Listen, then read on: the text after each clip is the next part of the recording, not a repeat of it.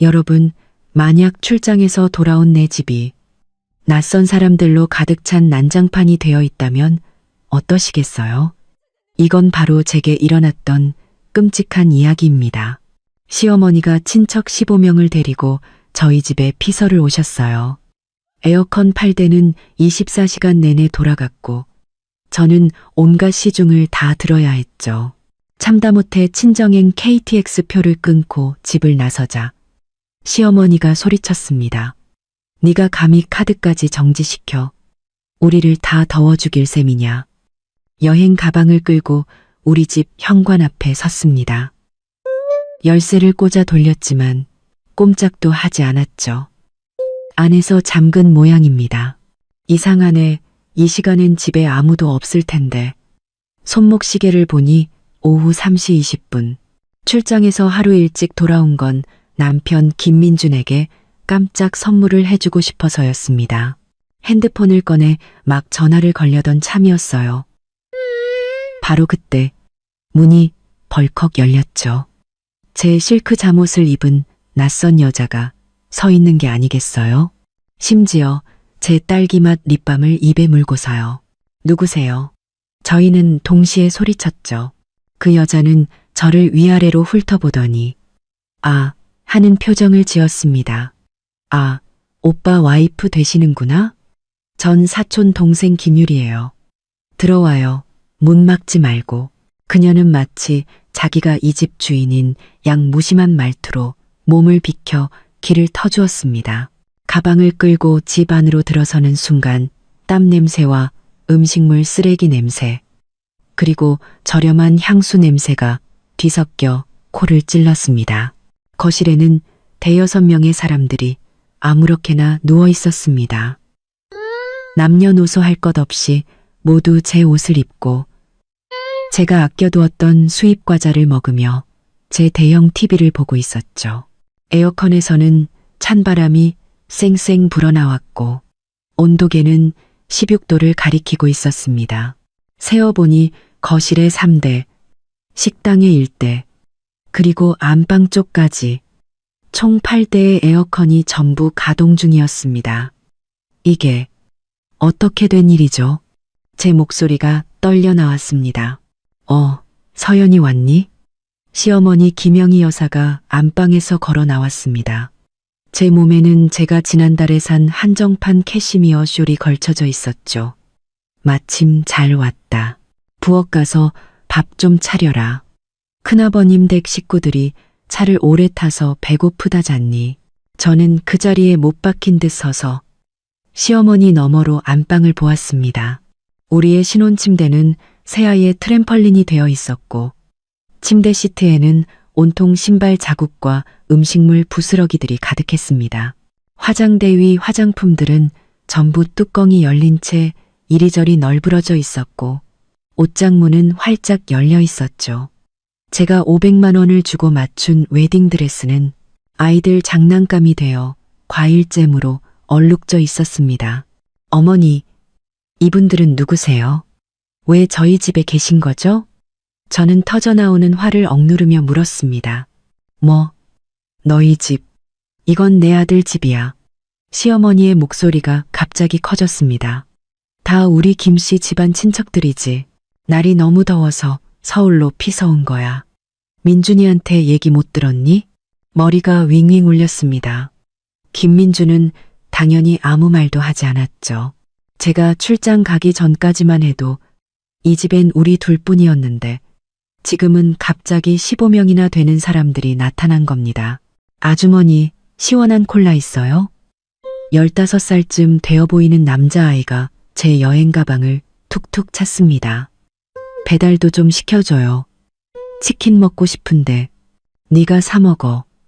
제가 차갑게 말하며 서재로 가방을 끌고 가려는데 서재 바닥 역시 이부자리가 잔뜩 깔려 있었습니다. 제 업무용 노트북은 구석에 던져져 있었고 그 위에는 해바라기씨 껍질이 수북이 쌓여 있었죠. 너 지금 그게 무슨 태도니? 시어머니가 제 팔을 와락 붙잡았습니다. 어른이 말씀하시는데 얼른 가서 밥 차리고 방 몇 개 더 치워. 저녁엔 내 고모님 댁도 올 거니까 어머니 손 놓으세요. 저는 그의 손을 뿌리쳤습니다. 여긴 제 집이지 호텔이 아니에요. 오시려면 적어도 미리 말씀을 해주셨어야죠. 지금 이게 뭐예요? 아이고, 저 말하는 것 좀 봐.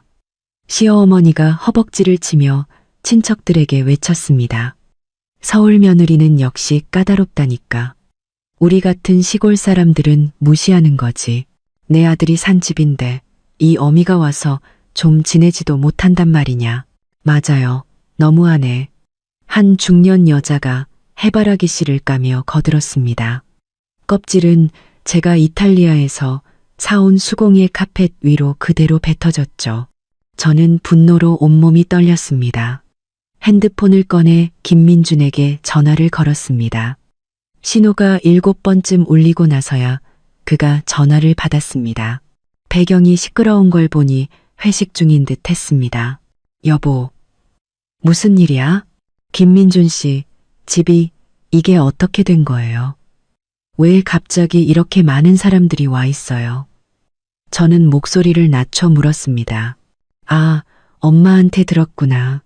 그의 목소리는 태평했습니다. 시골이 너무 덥다고 해서 친척들 며칠만 와 있기로 했어. 당신이 좀 잘 챙겨드려. 나 오늘 야근이라 저녁 못 먹어. 며칠이라고요? 15명이나 되는 사람들이요? 에어컨 팔대를 24시간 내내 틀어놓고 우리 집을 이게 뭘로 아는 거예요? 이서연. 김민준의 목소리가 갑자기 엄격해졌습니다. 우리 엄마고 우리 친척이야. 당신 그렇게 속 좁게 굴래? 에어컨 값이 얼마나 한다고. 며칠 지내시는 게 뭐 어때서? 저는 제 귀를 의심했습니다.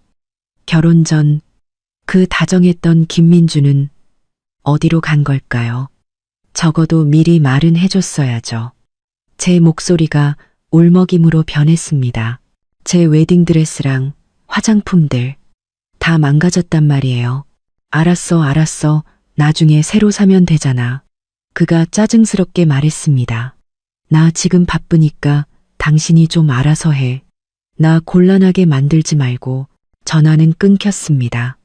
저는 그 자리에 서서 온몸의 피가 거꾸로 솟는 기분을 느꼈습니다.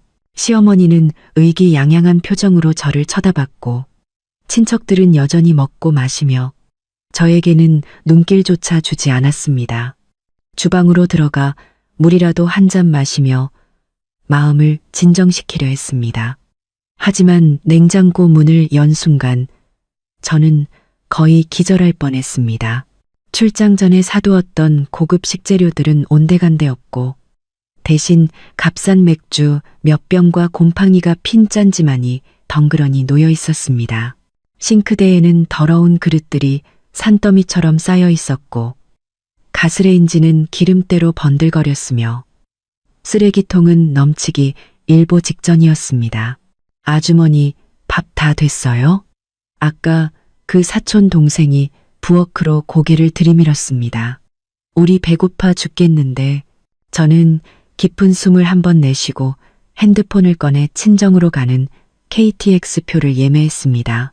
그리고는 제게 꼭 필요한 물건들, 신분증, 갈아입을 옷, 업무 서류들을 챙기기 시작했습니다. 너 지금 뭐 하는 거니? 시어머니가 따라 들어와 제가 짐을 싸는 것을 보고는 얼굴색이 변했습니다. 친정에 며칠가 있으려고요. 저는 고개도 들지 않고 대답했습니다. 네가 감히. 시어머니가 제 가방을 와락 낚아챘습니다. 손님들이 이렇게 많은데 네가 가버리면 누가 시중을 들어? 누가 들든 상관없어요. 저는 가방을 다시 빼앗았습니다. 전 당신네 집안 식모가 아니니까요. 그래. 잘났다. 시어머니가 핸드폰을 꺼내 들었습니다. 내가 당장 민준이한테 전화해서 내 카드부터 정지시키라고 할 테니 어디 계속 그렇게 잘나게 굴어봐. 저는 냉소하며 지갑에서 그 신용카드 가족카드를 꺼내 테이블 위에 탁 던졌습니다. 마음대로 하세요. 그리고 아드님한테 이것도 전해주시고요. 이 집 계약금은 우리 부모님이 내주셨고 대출금은 제 월급으로 갚고 있어요. 관리비랑 공과금도 전부 제가 내고요. 지내시는 건 좋은데 저를 만만하게 보지는 마세요. 시어머니는 말을 잃었습니다. 평소 온순했던 제가 이렇게 반항할 줄은 몰랐던 모양입니다. 저는 더 이상 그의 고함을 무시하고 가방을 끌고 단호하게 문을 나섰습니다. 엘리베이터 문이 닫히기 직전까지도 두고 봐. 다신 돌아올 생각. 마, 내 아들더러 너랑 당장 이혼하라고 할 테니까. 하는 그의 악다구니가 들려왔습니다. 아파트 단지를 나서자 7월의 뜨거운 열기가 훅 끼쳐왔지만 제 정신은 그 어느 때보다 맑았습니다. 핸드폰이 울렸습니다. 김민준이었죠. 이서연, 당신 미쳤어? 어떻게 우리 엄마한테 그런 식으로 말대꾸를 해? 당장 돌아와서 사과해. 김민준 씨, 저는 차분하게 말했습니다. 당신과 당신 가족들이 저를 존중하는 법을 배우기 전까지 전 돌아가지 않을 거예요. 그가 말을 끝내기도 전에 저는 전화를 끊고 택시를 잡아 KTX역으로 향했습니다. 창밖으로 빠르게 스쳐 지나가는 도시의 풍경을 보며 저는 문득 깨달았습니다. 어쩌면 이 결혼은 처음부터 잘못된 것이었을지도 모른다고요. KTX가 역에 도착했을 때는 이미 밤 9시였습니다. 가방을 끌고 승강장을 나서자 7월의 습하고 뜨거운 공기가 얼굴을 감쌌습니다. 주머니 속 핸드폰은 계속해서 진동했고 김민주는 이미 10통이 넘는 전화를 걸어왔지만 저는 하나도 받지 않았습니다. 서연아, 여기. 고개를 드니 출구에서 엄마 최수진 여사가 손을 흔들고 있었습니다. 엄마는 단정한 베이지색 정장 차림에 집에서조차 완벽한 화장을 하고 있었습니다. 머리는 한 올의 흐트러짐도 없이 단정하게 묶여 있었죠. 그 옆에는 아빠 이강석 씨가 늘 그렇듯 과묵하게 서 계셨습니다. 어떻게 갑자기 왔어? 말도 없이. 엄마는 제 가방을 받아들며 제 얼굴을 예리하게 살폈습니다. 눈은 왜 그렇게 빨개? 민준이랑 싸웠니? 입을 열었지만 갑자기 목이 메었습니다. 오늘 하루 동안 쌓였던 서러움이 터져나온 댐처럼 걷잡을 수 없이 흘러나왔습니다. 엄마의 얼굴이 굳어지더니 아무 말 없이 저를 차에 태웠습니다. 집에 도착하니 남동생 이서진이 소파에 누워 축구 경기를 보고 있었습니다. 빨개진 제 눈을 보더니 벌떡 일어나 앉았습니다. 누나, 누가 괴롭혔어? 가서 누나 물 한 잔 가져와. 엄마는 저를 소파에 앉히고는 부엌을 향해 외쳤습니다. 아주머니, 생강차 한 잔만 끓여주세요. 따뜻한 생강차를 손에 들고 저는 오늘 있었던 일을 하나하나 털어놓았습니다. 웨딩드레스가 망가졌다는 이야기를 할 때 엄마의 눈썹은 이미 치켜 올라가 있었고 시어머니가 15명의 시중을 들라고 했다는 대목에서는 동생이 주먹으로 테이블을 내리쳤습니다. 그리고 김민준의 태도를 이야기했을 때 아빠는 마침내 깊은 한숨을 내쉬었습니다. 이럴 수가. 엄마가 버럭 소리를 질렀습니다. 그 김영희 여사, 내가 결혼시킬 때부터 알아봤어. 이제는 떼거지로 몰려와서 내 딸 집을 차지해? 누나, 내가 내일 친구 몇 명 데리고 가서 그 사람들 다 쫓아내줄게. 동생이 팔을 걷어붙이며 단단한 이두박근을 드러냈습니다. 동생은 대학에서 4년간 격투기를 배웠고 지금은 경찰대학에 다니고 있습니다. 진정해. 아빠가 미간을 찌푸렸습니다. 서연이는 결혼한 사람이야. 이건 집안 문제라고. 일을 크게 만들어서 좋을 거 없어.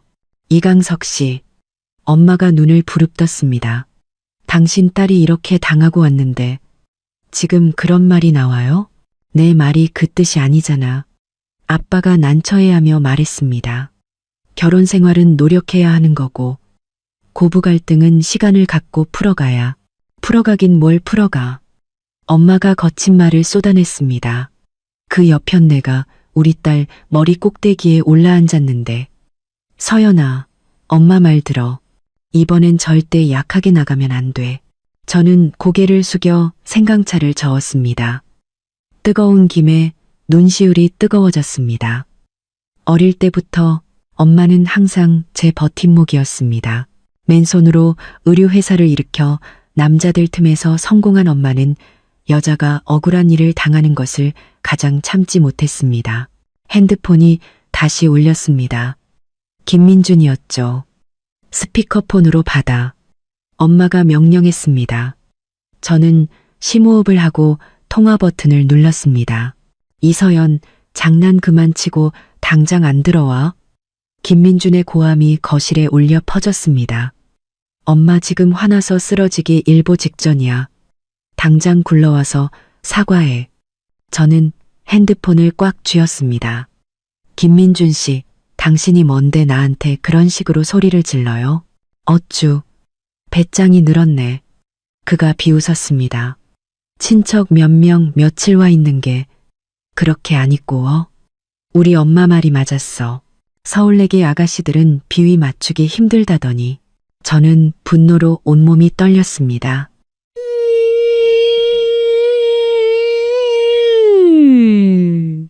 몇 명이에요.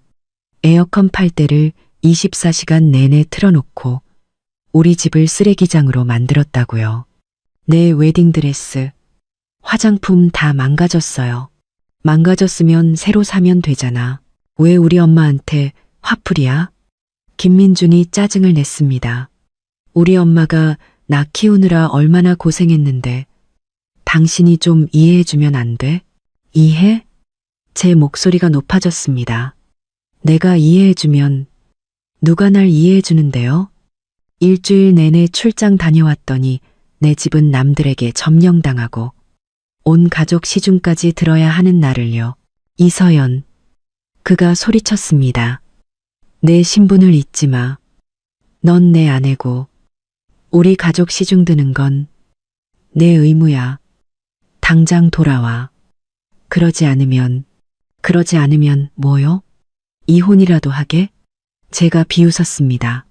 전화기 너머가 갑자기 조용해졌습니다. 저는 눈을 동그랗게 뜨고 있을 김민준의 얼굴을 상상할 수 있었습니다. 결혼 2년 동안 저는 단 한 번도 이런 말투로 그에게 말한 적이 없었습니다. 서연아. 그의 목소리가 갑자기 부드러워졌습니다. 내 말이 그 뜻이 아니었어. 하지만 당신도 날 이해해줘야지. 엄마는 연세도 많으시고 친척들도 먼 길을 왔는데.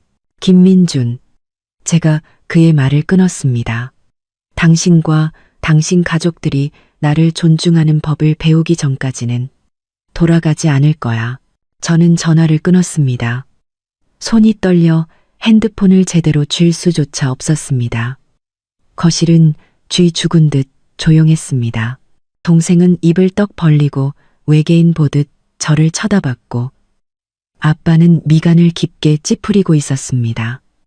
그리고 엄마는 뜻밖에도 웃고 있었습니다. 그래, 이래야 내 딸 최수진의 딸답지. 엄마가 제 어깨를 두드렸습니다. 기억해. 여자는 부드러울 수 있지만 절대 약해서는 안 돼. 그날 밤 저는 어릴 적부터 쓰던 침대에 누워 밤새 뒤척였습니다. 은행 앱을 열어 이번 달 지출 내역을 확인해 보았습니다. 관리비 고지서가 화면에 뜨는 순간 저는 침대에서 튀어오를 뻔했습니다. 150만 8,620원. 평소보다 3배나 많은 금액이었습니다. 저는 서둘러 다른 계좌들도 확인했습니다. 김민준과 저의 공동 계좌에서는 이번 달에만 1,000만 원이 빠져나갔습니다. 내역을 보니 거의 매일같이 고급 레스토랑, 백화점, 노래방 등에서 큰 금액이 결제되었습니다. 그리고 이체 기록을 보니 김민준은 결혼 직후부터 매달 시어머니에게 200만 원씩 보내고 있었습니다. 가슴이 답답해졌습니다. 김민준의 연봉은 1억 원 남짓. 매달 시어머니에게 200만 원을 보내고 우리 집 대출금과 생활비를 내고 나면 그가 왜 항상 돈이 부족하다며 제게 손을 벌렸는지 이제야 알 것 같았습니다. 띵동. 핸드폰에 문자 메시지 한 통이 도착했습니다. 고객님의 카드 8812가 23시 47분 청담명가에서 286 0원 결제되었습니다. 청담명가는 이 도시에서 가장 비싼 해산물 레스토랑이었습니다. 저는 즉시 인터넷 뱅킹에 접속했습니다. 제가 김민준에게 만들어준 그 가족 카드는 오늘 밤에만 벌써 3번이나 긁혔고 누적 사용액은 300만 원에 가까웠습니다. 저는 한치의 망설임도 없이 모든 가족 카드를 정지시켰습니다. 그리고 공동 계좌에 남아있던 돈을 전부 제 개인 계좌로 옮겼습니다. 이 모든 것을 끝내고 나니 긴 한숨이 나왔습니다. 핸드폰을 끄고 저는 마침내 깊은 잠에 빠져들었습니다. 다음 날 아침 저는 요란한 문 두드리는 소리에 잠에서 깼습니다. 서연아, 빨리 일어나봐. 엄마의 목소리가 흥분에 차 있었습니다. 재밌는 구경거리가 생겼어. 눈을 비비며 아래층으로 내려가니 온 가족이 식탁에 둘러앉아 엄마의 핸드폰을 쳐다보고 있었습니다. 화면에서는 영상 하나가 재생되고 있었죠. 시어머니 김영희 여사가 청담명가 앞에서 카메라를 향해 악을 쓰고 있었습니다. 여러분, 이것 좀 보세요. 제 며느리 이서연이 사람도 아닙니다. 제 카드를 정지시켜서 우리 식구 10대 명이 밥도 못 먹게 생겼어요. 그녀의 뒤로는 그 친척들이 불만 가득한 얼굴로 서 있었습니다. 영상의 좋아요는 이미 10,000개를 넘어섰고 댓글창은 온통 욕설로 가득했습니다. 저런 며느리는 당장 이혼해야지. 시어머니 너무 불쌍하다. 아들이 며느리였더니 엄마는 버렸네. 요즘 여자들은 효심이 없어. 저는 눈앞이 캄캄해졌습니다. 어떻게 저렇게 흑백을 뒤집을 수가. 진정해. 엄마가 냉소하며 말했습니다. 다음 영상을 봐. 다른 각도에서 찍힌 영상에서는 시어머니 일행이 청담명가에서 걸어 나오고 있었습니다. 각자의 손에는 포장된 음식 상자가 들려 있었고 사촌 동생 김유리의 손에는 고급 양주 2병이 들려 있었습니다. 1인당 10만 원이 넘는 식당에서 밥 먹고 나와서 밥을 못 먹었다니. 저 할머니 연기 대단하시네. 동생이 피식 웃었습니다. 엄마가 댓글을 훑어보며 말했습니다. 벌써 진실을 밝히는 사람들이 나타났어. 과연 새로운 댓글 몇 개가 눈에 띄었습니다. 저 청담명가 직원인데 저 테이블에서 제일 비싼 킹크랩이랑 랍스터 시켰어요. 제비집 요리도 10몇 개나 포장해 갔고요. 저 이서연 씨 아는데 집도 그분이 산 거예요. 시어머니가 친척 15명 데리고 와서 에어컨 24시간 틀어서 관리비만 150만 원 넘게 나왔대요. 영상 속 불쌍한 시어머니 손목에 찬 거 까르띠에 시계네요. 500만 원 넘는 건데 여론이 뒤집히기 시작했습니다. 저는 안도의 한숨을 내쉬었지만 동시에 깊은 슬픔을 느꼈습니다. 내 결혼 생활이 어쩌다 인터넷 막장 드라마가 되어버렸을까요? 서연아, 아빠가 심각한 표정으로 말했습니다. 일이 이렇게 커지면 너한테 좋을 거 없어. 아빠 말 듣고 돌아가서 민준이랑 잘 얘기해봐. 뭘 얘기해요? 엄마가 아빠를 쏘아붙였습니다. 계속 우리 딸 괴롭히라고요? 엄마. 저는 심호흡을 했습니다. 저 며칠만 좀 생각할 시간을 가질래요. 김민준 씨가 정말 뉘우친다면 저를 찾아오겠죠. 말이 끝나기 무섭게 핸드폰이 울렸습니다. 모르는 번호였죠. 여보세요? 새언니? 그 사촌 동생 김유리였습니다. 목소리가 몹시 짜증스러웠죠. 어떻게 카드를 정지시켜요? 우리 지금 백화점인데 결제가 안 돼서 얼마나 창피했는지 알아요? 저는 제 귀를 의심했습니다. 너희 또 쇼핑하고 있었어? 네. 고모가 우리한테 새 옷 한 벌씩 사준다고 했단 말이에요. 그녀는 당당했습니다. 빨리 카드 복구시켜요. 네, 고모한테 전해. 저는 또박또박 말했습니다. 사고 싶은 게 있으면 당신들 돈으로 사라고. 전화를 끊고 저는 바로 핸드폰 전원을 꺼버렸습니다. 고개를 드니 엄마의 자랑스러운 눈빛과 아빠의 걱정스러운 표정이 보였습니다. 아빠, 엄마, 제가 조용히 말했습니다. 이번에는 쉽게 물러서지 않을 거예요. 여기서 고개를 숙이면 저를 기다리는 건 더 깊은 구렁텅이 뿐이라는 걸 아니까요. 월요일 아침 저는 회사 엘리베이터 안에서 금속 벽에 비친 제 모습을 보며 옷깃을 정리했습니다. 김민준을 보지 않은 지 사흘. 핸드폰에는 그의 부재중 전화 15통과 읽지 않은 메시지 27개가 쌓여 있었습니다. 처음에 분노에서 애원으로, 그리고 어젯밤에는 협박으로 변해가는 그의 메시지는 마치 감정의 롤러코스터 같았습니다. 이사님, 좋은 아침입니다. 안내 데스크 직원이 웃으며 인사했지만 그녀의 시선은 제 얼굴에 1초 더 머물렀습니다. 제 얼굴이 말이 아니라는 걸 저도 알고 있었습니다.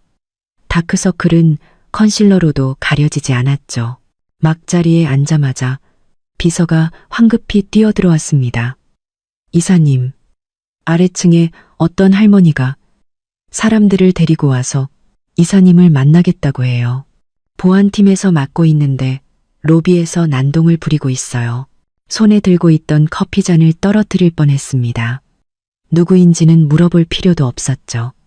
회의 중이라고 해. 용건 있으면 전화하라고 하고. 저는 애써 태연한 척했습니다. 비서가 망설이며 나가자 저는 즉시 사무실 문을 잠갔습니다.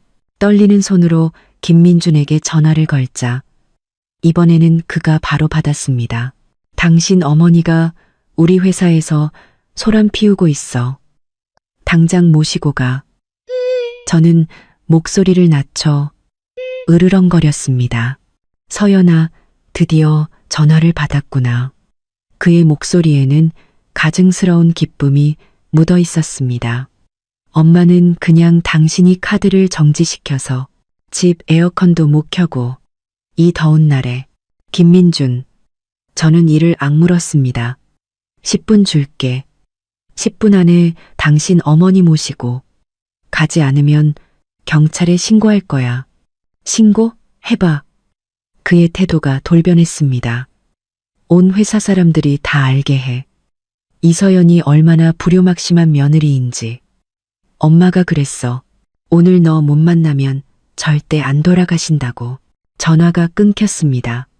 저는 분노로 관자놀이가 지끈거렸습니다. 재킷을 집어들고 비상계단으로 빠져나가려는데 밖에서 소란스러운 소리가 들려왔습니다. 이서연, 당장 나와. 시어머니의 날카로운 목소리가 사무실 문을 뚫고 들어왔습니다. 여러분, 이리 와서 구경하세요. 이게 바로 여러분 회사의 잘난 이사님입니다. 시어머니를 학대하는 불효막심한 며느리라고요.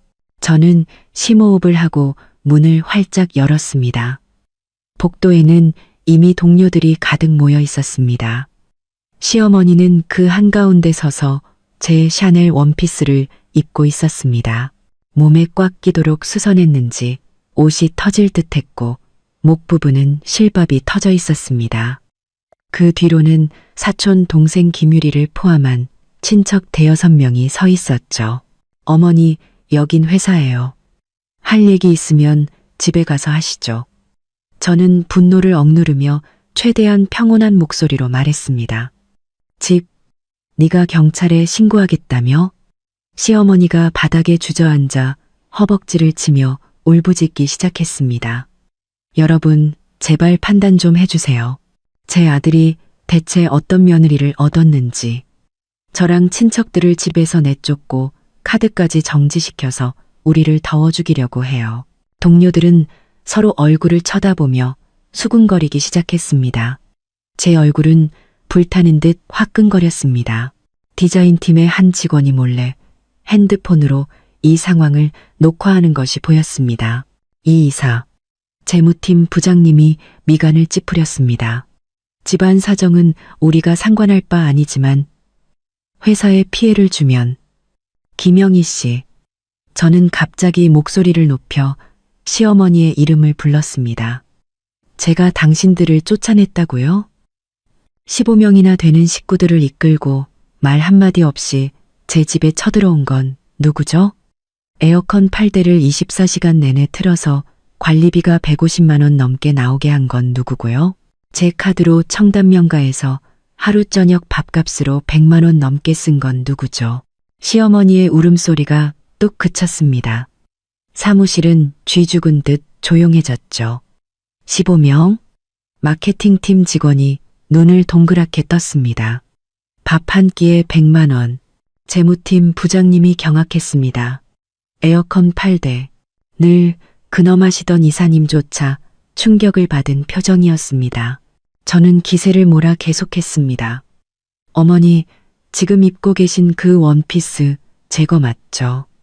300만 원짜리 아직 택도 안 뗀 건데요. 시어머니의 얼굴이 파랗게 질렸다가 하얗게 변했습니다. 그녀는 벌떡 일어나 제 코앞에 손가락질하며 소리쳤습니다. 헛소리 마. 이건 다 내 아들이 사준 거야. 내 아들 돈이라고. 아드님 연봉이 1억 원인데 매달 어머님께 200만 원씩 보내드리고 주택담보대출로 150만 원. 자동차 할부로 50만 원이 나가요. 제가 비웃었습니다. 아드님한테 어머님께 샤넬을 사드릴 돈이 남아있을 거라고 생각하세요? 주변 동료들 사이에서 아 하는 탄식이 터져 나왔습니다. 시어머니는 창피함에 분노가 치밀었는지 갑자기 제 머리채를 잡으려고 달려들었습니다. 이 나쁜 년, 내가 내 주둥이를 찢어 놓을 테다. 저는 몸을 옆으로 피했고 그녀는 휘청거리며 넘어질 뻔했습니다. 사촌 동생 김유리가 급히 그녀를 부축하며 저에게 악을 썼습니다. 이서연, 너 가만 안 둬. 우리 오빠가 눈이 삐었지. 너 같은 여자를 만나다니. 보안팀, 제가 소리쳤습니다. 이 사람들 끌어내세요. 3명의 보안요원이 달려와 시어머니 일행을 끌어내기 시작했습니다. 시어머니는 발버둥치며 소리쳤습니다. 이서연, 너 두고 봐. 내 아들더러 당장 너랑 이혼하라고 할 테니까. 빈손으로 쫓겨나게 만들어줄 테다. 사무실 문이 닫히고 저는 다리에 힘이 풀려 주저앉을 뻔했습니다. 비서가 급히 저를 부축했습니다. 이사님, 괜찮으세요? 괜찮아. 저는 애써 웃어 보였습니다. 소란 피워서 미안해요. 이사님, 아까 녹화하던 직원이 핸드폰을 내리며 망설였습니다. 방금 영상 지울까요? 저한테 하나 보내주고 지워주세요. 저는 심호흡을 했습니다. 사무실로 돌아와 문을 잠그고 저는 마침내 참았던 눈물을 터뜨렸습니다. 핸드폰이 진동했습니다. 김민준이었죠. 이서연, 네가 감히 사람들 앞에서 우리 엄마를 모욕해. 그가 포효했습니다. 당장 집에 와서 사과해. 그러지 않으면 우리 이혼이야. 이혼. 마침내 그 단어가 공식적으로 등장했습니다. 이상하게도 저는 생각만큼 놀라지 않았습니다. 오히려 해방감을 느꼈죠. 좋아요. 제 목소리가 들렸습니다. 내일 오전 9시 구청에서 봐요. 전화기 너머는 죽음과 같은 정적이 흘렀습니다. 10초는 좋게 지났을까. 김민준이 더듬거리며 말했습니다. 너 뭐라고? 이혼에 동의한다고요. 저는 또박또박 말했습니다. 내일 9시 서류 챙겨서 와요. 이서연, 너 미쳤어? 그의 목소리가 갑자기 날카로워졌습니다. 고작 이런 일로 이혼을 해? 이혼녀 딱지 붙으면 얼마나 창피한지 몰라? 창피? 제가 비웃었습니다. 당신네 15명 식구 시중 드는 것보단 차라리 창피한 게 낫겠네요. 너 너 진정해. 그의 말투가 갑자기 부드러워졌습니다. 우리 다시 얘기 좀 하자. 할 얘기 없어요. 제가 그의 말을 끊었습니다. 내일 봐요. 전화를 끊고 저는 긴 한숨을 내쉬었습니다. 창밖의 햇살은 눈부셨지만 제 결혼 생활은 이미 엉망진창이 되어버렸다는 것을, 그리고 저 혼자 애써 외면하고 있었다는 것을 깨달았습니다. 오후에 잠시 회사에 양해를 구하고 갈아입을 옷을 챙기러 집에 들렀습니다. 현관문 앞에서 잠시 망설이다 열쇠를 꺼내 문을 열었습니다. 시큼한 냄새가 코를 찔렀습니다. 에어컨은 역시나 꺼져 있었고 집안은 찜통 같았습니다. 식탁 위에는 배달 음식 용기와 맥주병이 가득했고 바닥에는 해바라기 씨 껍질과 과일 껍질이 널려 있었습니다. 제 웨딩드레스는 구겨진 채 구석에 던져져 있었고 위에는 기름때가 묻어 있었습니다. 가슴 아픈 것을 애써 참으며 저는 침실로 향했습니다. 필요한 물건 몇 가지만 챙겨 나오려는데 문을 여는 순간 사촌 동생 김유리가 제 침대에 누워 핸드폰을 하고 있는 것이 보였습니다. 몸에는 제 실크 잠옷이 걸쳐져 있었죠. 어떻게 들어왔어요? 그녀가 벌떡 일어나며 경계했습니다. 여긴 내 집이니까. 제가 차갑게 말하며 옷장으로 향했습니다. 보석함을 여는 순간 제 머릿속이 윙하고 울렸습니다. 안은 텅 비어 있었습니다. 제가 1억 원 넘게 주고 산 결혼 반지, 목걸이, 시계가 전부 사라진 것입니다. 화장대 위에 화장품들도 싹쓸이 당했고 화장솜 하나 남아있지 않았습니다. 내 물건들 어디 있어요?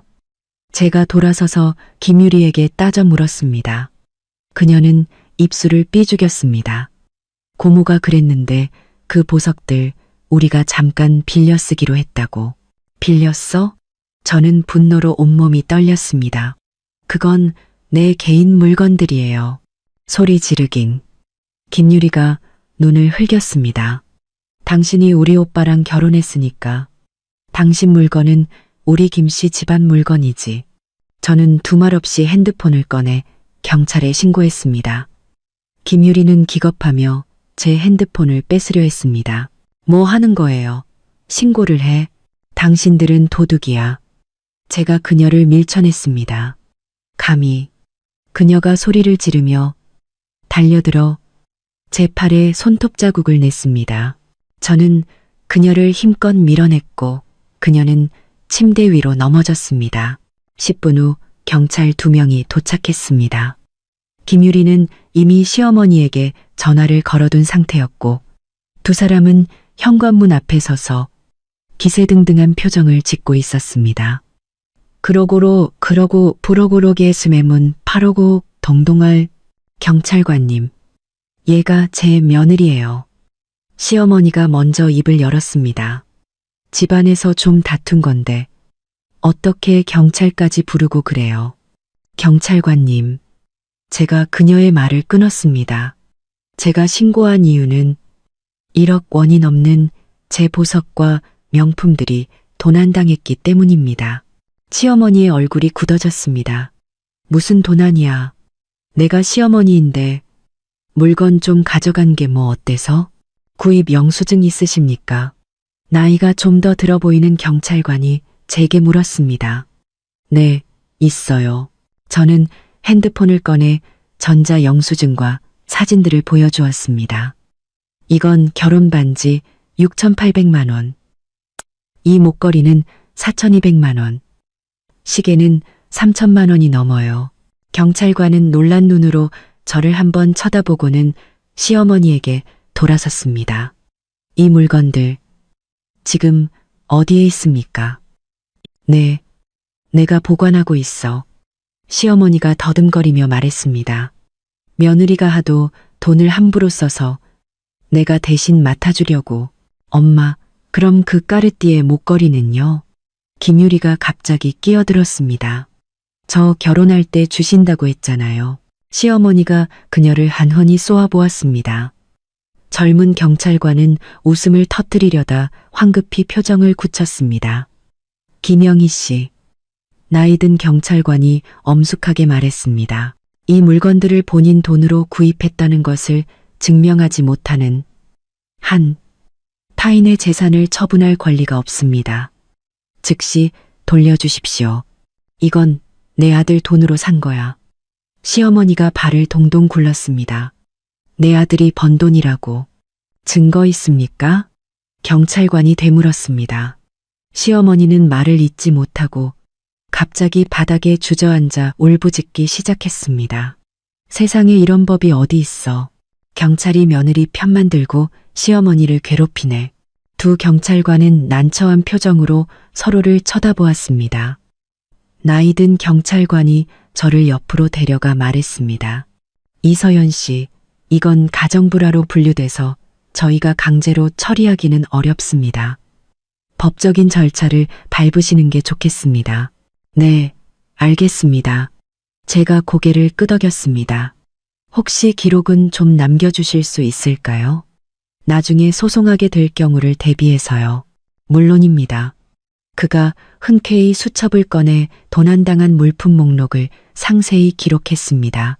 시어머니는 그 모습을 보고 더 크게 울부짖었고 김유리는 옆에서 안절부절 못하고 있었습니다. 기록을 마친 경찰관이 떠나기 전 제게 나지막이 말했습니다. 빨리 이혼하세요. 저 집안 보통이 아니네요. 저는 씁쓸하게 웃으며 고개를 끄덕였습니다. 옷 몇 벌과 중요 서류들을 챙겨 저는 다시 한번 가방을 끌고 한때 내 집이었던 그곳을 나섰습니다. 등 뒤에서는 시어머니의 욕설이 계속 들려왔지만 더 이상 신경 쓰이지 않았습니다. 차에 올라 저는 변호사 사무실에 전화를 걸었습니다. 네, 이혼 관련해서 상담 좀 받고 싶은데요. 이 선생님, 제공해 주신 증거들을 보면 이건 명백한 절도죄에 해당합니다.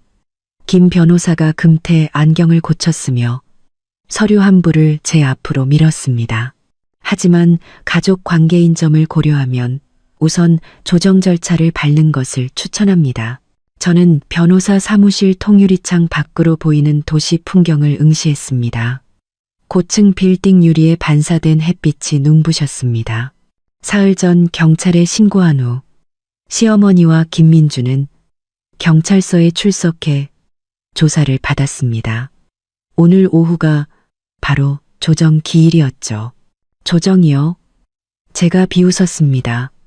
김 변호사님은 그들이 우리 집을 어떻게 망쳐놨는지 못 보셨잖아요. 물론 최종 결정은 이 선생님께 있습니다. 김 변호사의 목소리는 차분했습니다. 하지만 법원에서 이혼 판결을 내릴 때 양측의 조정 의사를 고려합니다. 이 절차를 먼저 밟는 것이 선생님께서 최대한의 권리를 확보하는 데 유리합니다. 저는 고개를 끄덕이고 서류에 서명했습니다. 핸드폰이 진동했습니다. 엄마에게서 온 메시지였죠. 서연아, 아빠가 김민준네랑 연락했는데 오늘 오후에 경찰서에 같이 가기로 했대. 정말 이혼할 거니? 저는 답장하지 않았습니다. 제가 이혼을 결심한 후 집안 분위기는 미묘해졌습니다.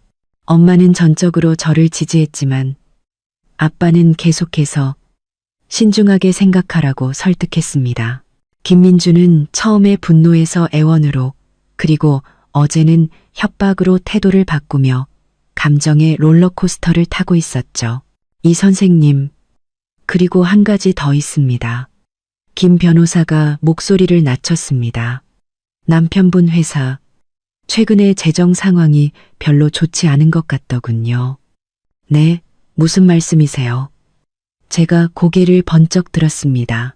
제 의뢰인 중에 그쪽과 거래하는 분이 있는데 자금 사정이 꽤 어렵다고 들었습니다. 큰 프로젝트 몇 개가 무산되었다고 하더군요.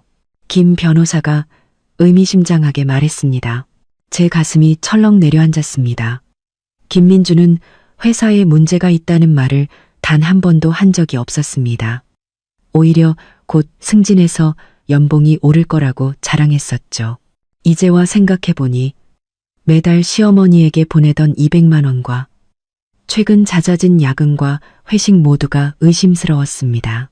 변호사 사무실을 나와 저는 곧장 친구 지연의 회사로 향했습니다. 지연은 제 대학 동기로 지금은 증권사에서 애널리스트로 일하고 있어 정보가 빨랐습니다. 서연아, 지연은 저를 보자마자 달려와 꽉 안아주었습니다. 세상에, 너 왜 이렇게 말랐어? 그녀의 사무실 소파에 앉아 저는 최근 2달간 겪은 일을 몽땅 털어놓았습니다. 지연의 표정은 충격에서 분노로 그리고 마침내 걱정으로 변했습니다. 김민준 회사, 문제 있는 거 맞아. 그녀는 김 변호사의 말을 확인해 주었습니다. 작년에 수주했던 정부 프로젝트 몇 개가 다 엎어졌대. 지금 빚 독촉에 시달리고 있을걸. 저는 커피잔을 쥔 손에 힘을 주었습니다. 손가락 마디가 하얗게 변했죠. 그럼 그 사람이 나랑 결혼한 건 확실하진 않지만 지연이 제 손을 토닥였습니다. 내 아버님이 건설업계에서 가지신 영향력이나 어머님의 의류회사를 생각하면 김민준이 처음부터 다른 속셈이 있었을 수도 있어 속이 울렁거렸습니다. 청혼하던 날 김민준이 아빠의 서재에서 무릎을 꿇고 평생 저에게 잘하겠다고 맹세했던 기억이 떠올랐습니다. 그때 아빠의 표정이 어딘가 미묘했는데 이제와 생각하니 아빠는 이미 무언가 눈치채셨던 걸지도 모릅니다. 오후 2시 저는 시간에 맞춰 경찰서에 도착했습니다. 부모님은 이미 조정실 앞에서 기다리고 계셨습니다. 아빠는 정장을 말끔하게 차려입고 엄숙한 표정을 짓고 있었고 엄마는 세련된 바지 정장 차림으로 저를 보자마자 다가와 손을 잡았습니다. 걱정 마, 엄마가 있잖아.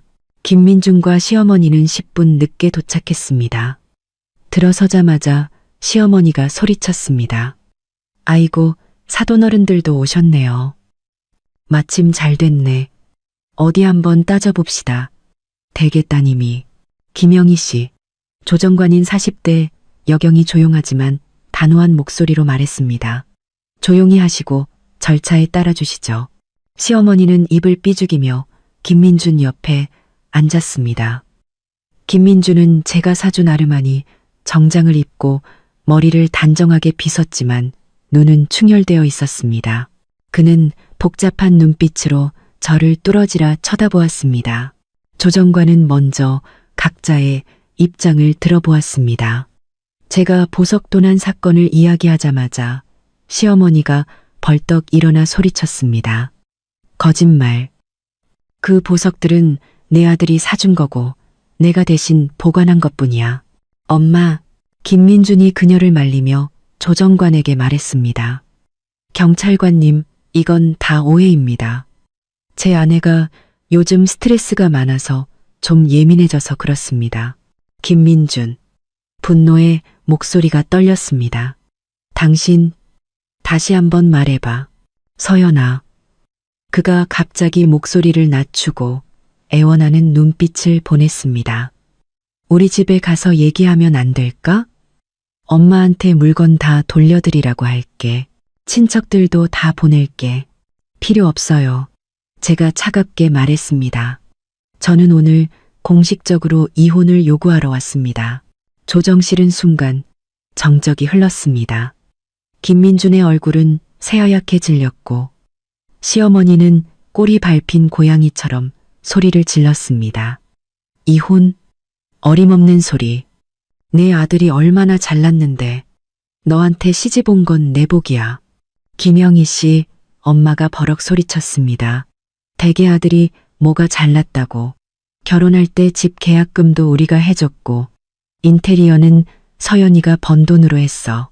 당신네 식구들은 기생충처럼 빌붙어 살면서 무슨 염치로 그런 말을 해.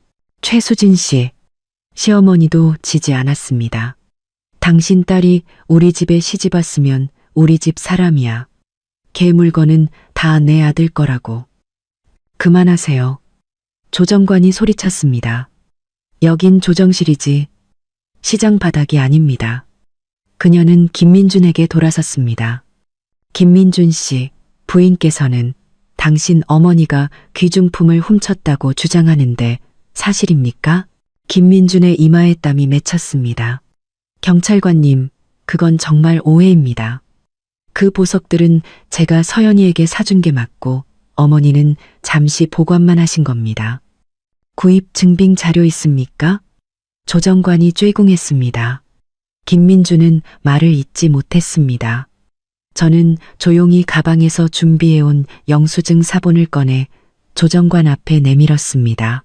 여기 제 모든 귀중품의 구매 영수증입니다.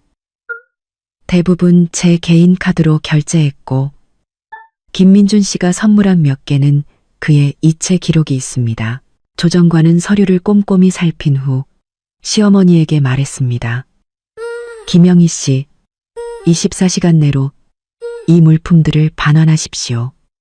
그렇지 않으면 절도죄가 성립될 수 있습니다. 무슨 절도? 시어머니가 테이블을 치며 일어섰습니다. 며느리 물건은 우리 김 씨 집안 물건이라니까. 엄마. 김민준이 소리쳐 그녀를 제지하고는 제게 돌아섰습니다. 서연아, 우리 따로 얘기 좀 하자. 제가 고개를 젓자 조정관은 잠시 휴정을 선언했습니다. 김민주는 저를 따라 복도로 나왔습니다. 그가 제 손목을 와락 붙잡았습니다. 이서연, 너 대체 원하는 게 뭐야? 이혼. 제가 그의 손을 뿌리쳤습니다.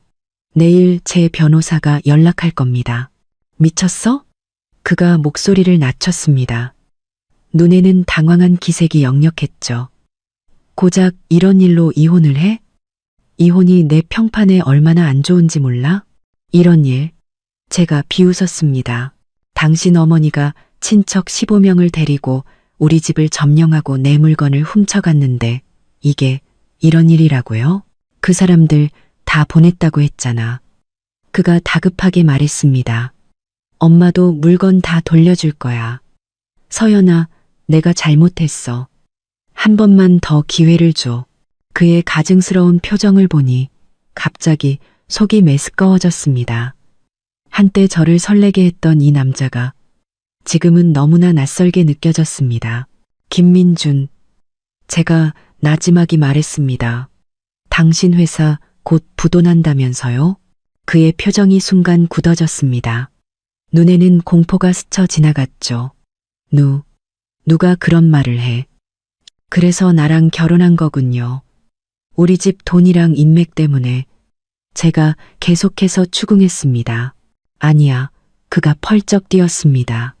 서연아, 난 널 사랑해. 회사 일은.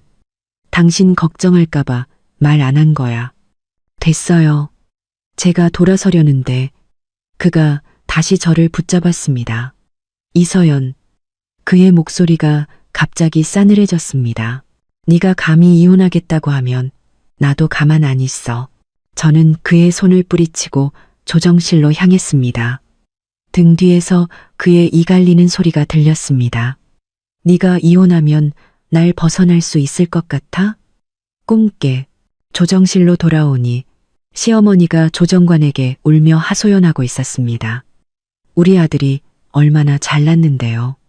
연봉이 수억인데 시집 오겠다는 여자가 줄을 섰어요. 이서연이 복에 겨운 거죠. 연봉 수억이요?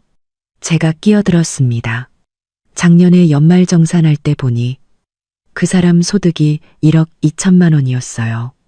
그중 3천만 원은 제 디자인 용역비였고요.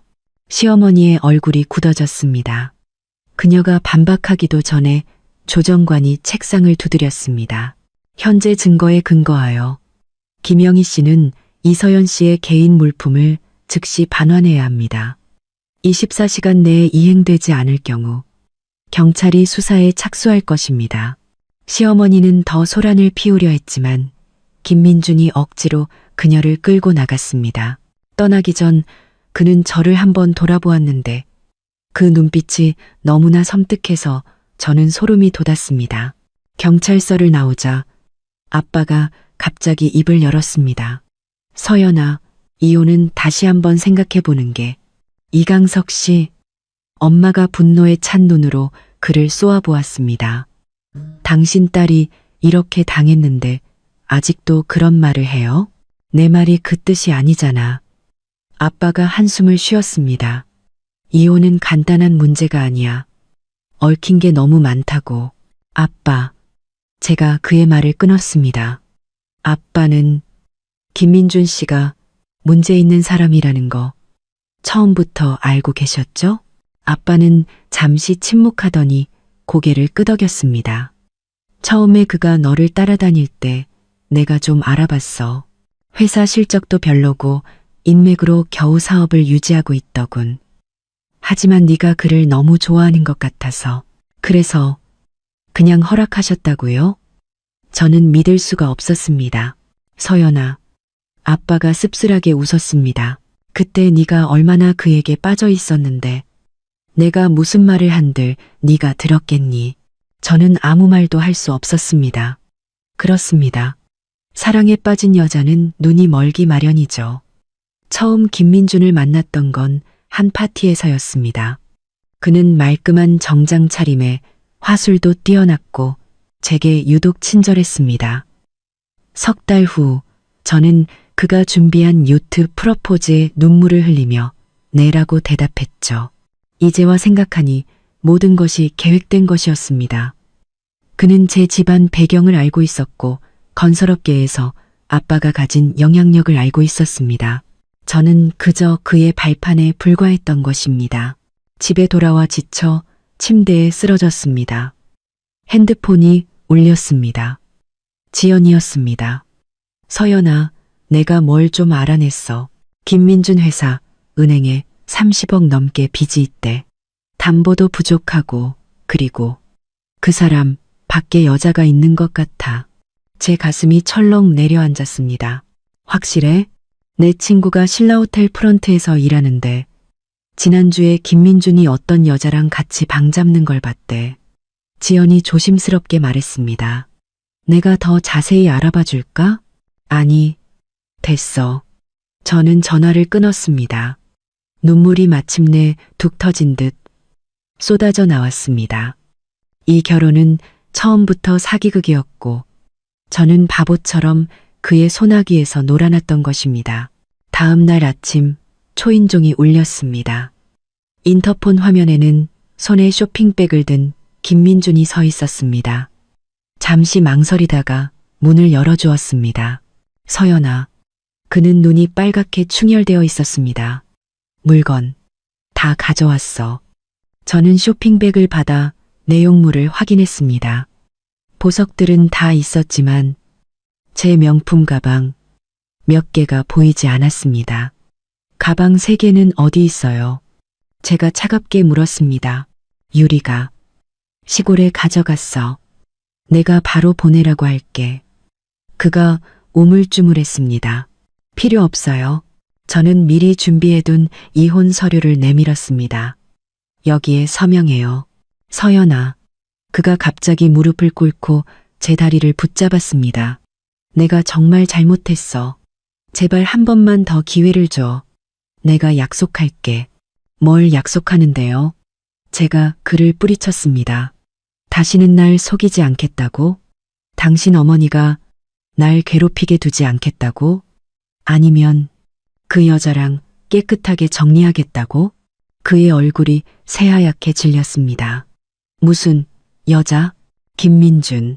제가 그를 내려다보며 말했습니다. 문득 이 상황이 너무나 우스꽝스럽게 느껴졌습니다. 서명해요. 마지막 남은 자존심이라도 지키세요. 서명해요. 딱 그가 천천히 일어섰습니다. 애원하던 그의 표정이 증오로 일그러졌습니다. 이서연, 너 후회하게 될 거야. 그는 문을 박차고 나갔습니다. 저는 긴 한숨을 내쉬고 김 변호사에게 메시지를 보냈습니다. 소송 준비해 주세요. 이 선생님, 이 담보 계약서 보신 적 있으십니까? 김 변호사가 서류 한 부를 제게 건넸습니다. 제 시선은 서명란에 꽂혔습니다. 김민준의 휘갈겨 쓴 서명 옆에 놀랍게도 우리 신혼집 주소가 적혀 있었습니다. 제 손이 걷잡을 수 없이 떨리기 시작했습니다. 이게 언제 저길이에요? 제 목소리가 쉬어나왔습니다. 작년 10월입니다. 김 변호사가 날짜를 가리켰습니다. 그가 신혼집을 은행에 담보로 잡고 20억 원을 대출받았습니다. 그가 작년 10월, 바로 우리 결혼 1주년이었습니다. 그때 김민준이 갑자기 집을 리모델링해야 한다며 제게 2주만 친정해가 있으라고 했던 기억이 났습니다. 바로 이것 때문이었군요. 하지만 집 명의는 제 이름으로 되어 있는데요. 제가 벌떡 일어섰습니다. 그가 어떻게 공동 채무자란에 이 선생님의 서명이 있습니다. 김 변호사가 조용히 말했습니다. 저는 벼락을 맞은 듯 했습니다. 작년 여름 김민준이 서류 뭉치를 가져와 서명을 해달라고 한 적이 있었습니다. 회사 프로젝트의 배우자 동의가 필요하다는 말이었습니다. 그때 저는 그를 완전히 믿고 있었기에 내용도 제대로 확인하지 않고 서명했습니다. 이 짐승 같은 놈. 저는 이를 악물었고 손톱이 손바닥을 깊게 파고들었습니다. 현재 문제는 이 대출이 3개월째 연체 중이라는 겁니다. 은행에서 언제든 경매 절차를 시작할 수 있습니다. 눈앞이 캄캄해졌습니다. 그 집은 부모님이 계약금을 내주셨고 매달 대출금은 제 월급으로 갚고 있었습니다. 그런데 이제 김민준의 빚 때문에 은행에 넘어가게 생긴 것입니다. 막을 방법은 없나요? 저는 애써 냉정을 찾았습니다. 이 선생님께서 담보 설정에 대해 전혀 몰랐고 대출금이 부부 공동생활에 사용되지 않았다는 것을 증명해야 합니다. 하지만 쉽지 않을 겁니다. 저는 가방을 들고 변호사 사무실을 뛰쳐나와 곧장 지연의 회사로 향했습니다. 김민준 회사의 실상을 파헤치기 위해 그녀의 도움이 필요했습니다. 지연의 사무실 문은 반쯤 열려 있었습니다. 문을 두드리려는데 안에서 격렬한 논쟁 소리가 들려왔습니다. 너무 위험해. 김민준 뒤에는 든든한 배경이 있다고. 잘못 건드리면 안 돼. 하지만 서연이는 내 가장 친한 친구야. 그 인간 쓰레기들 때문에 인생 망치는 걸 그냥 보고만 있으라고? 지연의 목소리에는 울음이 섞여 있었습니다. 제가 문을 열고 들어서자 지연과 정장 차림의 한 중년 남자가 동시에 고개를 돌렸습니다. 지연의 얼굴이 새하얗게 질렸습니다. 서연아, 너 언제부터 김민준 뒤에 누가 있어요? 제가 단도직입적으로 물었습니다. 지연과 그 남자는 눈빛을 교환했고 남자는 한숨을 쉬며 조용히 문을 닫고 나갔습니다. 내가 김민준 회사 자금 흐름을 추적해봤어. 지연이 저를 앉히고 컴퓨터 화면을 보여주었습니다. 작년부터 그가 회사에서 50억 원 가까이 빼돌렸어. 명목은 프로젝트 비용이었지만 실제로는 어디로 갔는데요? 유성건설이라는 부동산 프로젝트야. 지연이 사진 한 장을 띄웠습니다. 이 사람이 책임자고 사진 속에는 화려한 화장을 한 젊은 여자가 모델하우스 앞에서 미소 짓고 있었습니다. 제 위가 뒤틀리는 것 같았습니다. 그녀의 목에 걸린 까르띠에 목걸이는 제가 잃어버린 것과 똑같았습니다. 이 사람은 누구예요? 제 목소리가 떨렸습니다. 한유라 27세 유성건설 분양 총괄이사. 그리고 지연이 조심스럽게 말했습니다. 김민준의 내연녀야. 저는 사진을 뚫어지라 쳐다보았습니다. 그녀 뒤에 있는 모델하우스 로고에 작은 문장이 새겨져 있는 것이 보였습니다. 그것은 이 도시의 유명한 부동산 재벌 한성그룹의 상징이었습니다. 그녀 한성그룹과 한태성 회장의 숨겨진 딸이야. 지현이 제 추측을 확인해 주었습니다. 김민준은 그녀를 통해 한성그룹이라는 줄을 잡고 유성 건설 프로젝트로 재기하려고 했던 거지. 하지만 프로젝트는 망했고 지금은 빚더미에 앉은 거야. 저는 온몸에 힘이 빠졌습니다. 김민준이 저와 결혼한 것은 우리 집의 돈뿐만 아니라 건설업계에서 아빠가 가진 인맥으로 도움을 받기 위해서였습니다. 그리고 저는 바보처럼 2년 내내 그에게 이용당한 것입니다. 집에 돌아오니 엄마가 거실에서 초조하게 서성이고 있었습니다. 저를 보자마자 엄마는 핸드폰을 들어 보였습니다. 서연아, 큰일 났어. 핸드폰 화면에는 지역 뉴스 헤드라인이 떠 있었습니다. 악독한 며느리, 시어머니 학대, 천륜을 저버리다. 영상을 클릭하자 시어머니 김영희 여사가 카메라를 향해 울부짖고 있었습니다. 제 며느리 이서연이 사람이 아닙니다. 저랑 친척들을 집에서 내쫓고 제약까지 끊어서 저를 죽이려고 했어요. 영상의 좋아요는 10만을 넘어섰고 댓글창은 욕설로 가득했습니다. 저런 여자는 감옥에 보내야 해. 시어머니가 너무 불쌍하다. 아들이 며느리였더니 엄마를 버렸네.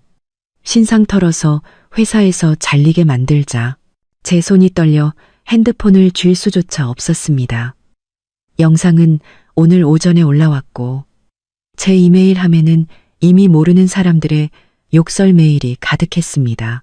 SNS 계정도 공격당하고 있었죠. 보지마, 엄마가 핸드폰을 빼앗았습니다. 아빠가 이미 변호사랑 연락했어. 명예훼손으로 고소할 거야. 소용없을 거예요. 제가 씁쓸하게 웃었습니다.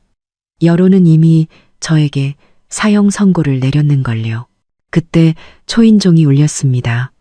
인터폰 화면에는 김민준이 말끔한 정장 차림으로 커다란 장미 꽃다발을 들고 서 있었습니다. 저 인간, 당장 쫓아내. 엄마가 소리쳤습니다.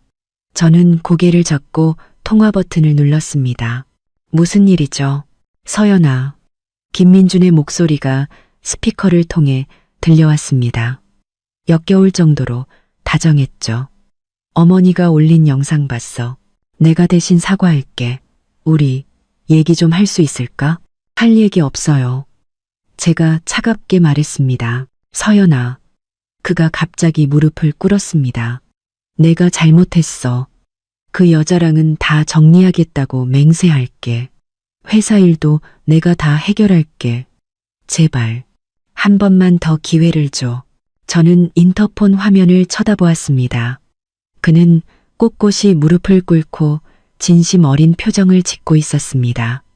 눈가에는 눈물까지 어른거렸죠. 2년 전 그가 아빠의 서재에서 청혼할 때도 바로 저런 모습이었습니다. 얼마나 위선적인가. 똑같은 연기를 2번이나 하다니. 서연아. 엄마가 걱정스럽게 저를 보았습니다. 제가 만나볼게요. 저는 심호흡을 했습니다. 직접 만나서 끝내야 할 이야기가 있어요. 문을 열고 나가자 김민준이 달려와 저를 안으려 했습니다. 제가 몸을 피하자 그의 표정이 순간 굳어졌다가 다시 미소로 바뀌었습니다. 서연아, 너 많이 야위었어. 김민준. 제가 그의 말을 끊었습니다. 내일 제 변호사가 법원에 이혼 소장을 제출할 겁니다. 당신과 당신 어머니는 모든 명예훼손 행위를 중단하세요. 그렇지 않으면 서연아, 그가 제 손을 잡았습니다. 내가 정말 잘못했다니까. 그 한유라는 그냥 스쳐 지나가는 인연이었어. 내가 사랑하는 사람은 너뿐이야. 나를 사랑해. 제가 비웃었습니다. 사랑해서 내 집을 은행에 담보로 잡고, 사랑해서 당신 어머니가 친척 15명을 데리고 와 우리 집을 망치게 두고, 사랑해서 등 뒤에서 다른 여자랑 바람을 피웠다고요? 그의 얼굴이 새하얗게 질렸습니다. 너 어떻게 그걸. 이제 그만 가요. 제가 돌아서려는데 그가 갑자기 등 뒤에서 저를 껴안았습니다. 서연아, 제발. 그의 목소리에는 울음이 섞여 있었습니다. 너 없으면 나 정말 못 살아. 회사도 망하기 직전이고 한 회장님도 날 고소하려고 해. 너까지 날 떠나면 저는 그를 힘껏 밀쳐냈습니다. 그래서 그게 당신이 진짜 걱정하는 거로군요. 당신 회사, 당신 돈. 아니야. 그가 황급히 핸드폰을 꺼냈습니다. 봐, 내가 한유라 연락처 다 지웠어. 맹세할게. 그가 잠금 화면을 풀자 화면에 사진 한 장이 스쳐 지나갔습니다. 요트 위에서 김민준과 어떤 여자가 키스하는 사진이었습니다. 배경은 푸른 바다였죠. 그 여자는 한유라가 아니었지만 이상하게 낯이 익었습니다. 잠깐만요. 제가 그의 핸드폰을 낚아챘습니다. 이 사람 누구예요? 김민준의 얼굴이 새파랗게 질렸습니다. 그가 핸드폰을 뺏으려 했습니다. 아무것도 아니야. 그냥 아는 사람이야. 저는 몇 걸음 물러나 사진을 자세히 보았습니다. 20대 초반으로 보이는 여자가 비키니 차림으로 김민준의 목을 감싸 안고 있었습니다. 저는 문득 그녀가 누구인지 알아보았습니다. 김유리, 그의 사촌 동생이라던 바로 그 여자였습니다. 당신 사촌 동생이랑. 저는 역겨워서 토할 뻔했습니다. 김민준, 당신은 정말 짐승만도 못하군요. 네가 생각하는 그런 거 아니야. 그가 횡설수설했습니다. 걘 친사촌이 아니라 그냥 먼 친척이야. 됐어요. 저는 핸드폰을 그의 얼굴에 던졌습니다. 내일 법정에서 봅시다. 집으로 돌아와 저는 곧장 욕실로 달려가 샤워기를 틀었습니다. 그가 만졌던 모든 곳을 미친 듯이 씻어냈습니다. 뜨거운 물줄기는 눈물과 뒤섞여 흘러내렸고 저는 바닥에 주저앉아 소리 없이 울었습니다. 얼마나 지났을까 문 두드리는 소리가 들렸습니다. 엄마의 걱정스러운 목소리가 들려왔죠. 서연아, 지연이 왔어. 눈물을 닦고 밖으로 나가니 지연이 거실에 앉아 있었습니다. 그녀의 얼굴은 굳어 있었죠. 서연아, 이것 좀 봐. 그녀가 태블릿 PC를 건넸습니다. 화면에는 지역 뉴스 기사가 떠 있었습니다. 유성건설부도 사태, 수백 명의 계약자 피해 속출. 기사에는 프로젝트 책임자인 한유라가 자금을 횡령한 혐의를 받고 있으며 주 시공사였던 김민준의 회사는 불량 자재를 사용한 혐의로 고발당했다는 내용이 담겨 있었습니다. 이게 다가 아니야. 지연이 다른 기사를 띄웠습니다. 이것 봐. 그것은 2년 전에 낡은 기사였습니다. 건축계의 신성 김민준, 10대 우수 청년 기업가로 선정. 사진 속에서 김민준은 의기양양하게 시상대에 서 있었고 시상자는 놀랍게도 제 아버지였습니다. 그래서 제 목소리가 떨렸습니다. 아빠는 그를 알고 계셨던 거군요. 아는 정도가 아니야. 지연이 씁쓸하게 웃었습니다. 김민준이 초기에 정부 프로젝트 몇 개를 따낼 수 있었던 건 전부 내 아버지 덕분이었어. 저는 벼락을 맞은 듯 했습니다. 김민준이 왜 그렇게 저를 쫓아다녔는지, 왜 그렇게 서둘러 청혼했는지 모든 것이 설명되었습니다. 저는 그저 그의 성공 가도를 위한 체스판 위의 말에 불과했던 것입니다. 서연아, 엄마가 제 차가운 손을 잡았습니다. 이제 어떻게 할 거니? 저는 고개를 들어 엄마의 걱정스러운 눈을 보았습니다. 문득 그 어느 때보다 정신이 맑아지는 것을 느꼈습니다. 싸워야죠. 다음 날 아침 저는 이 도시에서 가장 유명한 이혼 전문 변호사를 찾아갔습니다. 동시에 지연의 도움을 받아 김민준 회사의 분식회계 증거를 수집하기 시작했습니다. 시어머니의 비방 영상은 계속해서 인터넷에 퍼져나갔지만 저는 더 이상 신경 쓸 겨를이 없었습니다. 점심때쯤 김 변호사에게서 전화가 왔습니다. 이 선생님, 김민준 씨가 협의 이혼에 동의했습니다. 단, 선생님께서 재산 분할과 위자료를 포기하는 조건입니다. 그에게 전하세요. 제가 비웃었습니다. 법정에서 보자고. 전화를 끊고 저는 컴퓨터를 켜서 장문의 글을 쓰기 시작했습니다. 한 악독한 며느리의 고백이라는 제목으로. 저는 시어머니가 어떻게 15명의 친척을 데리고 와 우리 집을 점령했는지, 어떻게 제 돈을 낭비하고 물건을 훔쳤는지 상세히 기록했습니다. 김민준의 재정 사기와 이중적인 배신도 폭로했습니다. 경찰서 조정 기록, 쇼핑 영수증, 관리비 고지서, 그리고 요트 위에서의 그 사진까지 첨부했습니다.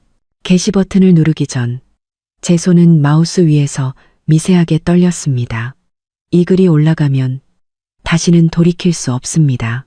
내 결혼, 내 사생활, 내 명예, 모든 것이 대중 앞에 드러나게 될 것입니다.